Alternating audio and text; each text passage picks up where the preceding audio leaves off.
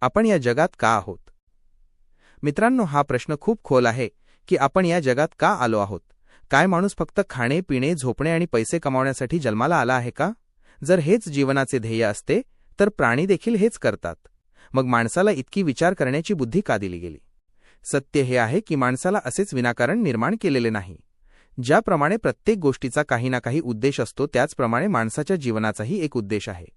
विचार करा, जेव्हा आपण एखादे मशीन खरेदी करतो तेव्हा त्यासोबत एक मॅन्युअल येते, ज्यामध्ये ते कसे वापरायचे हे लिहिलेले असते. जर आपण ते मॅन्युअल वाचले नाही आणि आपल्या मर्जीने मशीन चालवले तर ते खराब होईल. त्याचप्रमाणे माणसाला निर्माण करणाऱ्याने देखील आपल्याला मार्गदर्शन दिले आहे, जेणेकरून आपण योग्य मार्गावर चालू शकू. कुराणमध्ये अल्लाह सांगतो की मी जिन्न आणि माणसांना फक्त माझ्या इबादतीसाठी, उपासनेसाठी निर्माण केले आहे. याचा अर्थ असा नाही की माणसाने आयुष्यभर फक्त मशिदीतच राहावे, तर याचा अर्थ असा आहे की माणसाने आपल्या संपूर्ण आयुष्यात अल्लाहची आठवण ठेवावी, त्याच्या आदेशांचे पालन करावे आणि वाईट गोष्टींपासून दूर राहावे. या जगातील जीवन हे खरं तर एक परीक्षा आहे.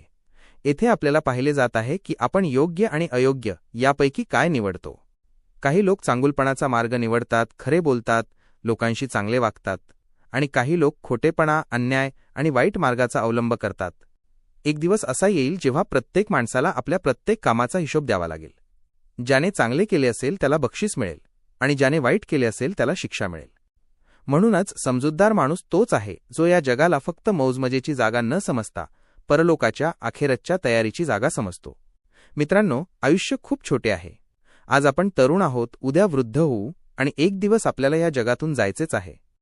म्हणूनच आपण विचार केला पाहिजे की आपण कशासाठी जन्माला आलो आहोत, कोणाची उपासना करायची आहे आणि आपल्याला कोणत्या मार्गावर चालायचे आहे. जर माणसाने आपल्या निर्माणकर्त्याला ओळखले आणि त्याने दाखवलेल्या मार्गावर चालू लागला तर तोच माणूस जगातही शांतता मिळवतो आणि परलोकातही यशस्वी होतो. अल्लाह आपल्याला जीवनाचा खरा उद्देश समजून घेण्याची आणि त्या मार्गावर चालण्याची तौफीक बुद्धी देवो.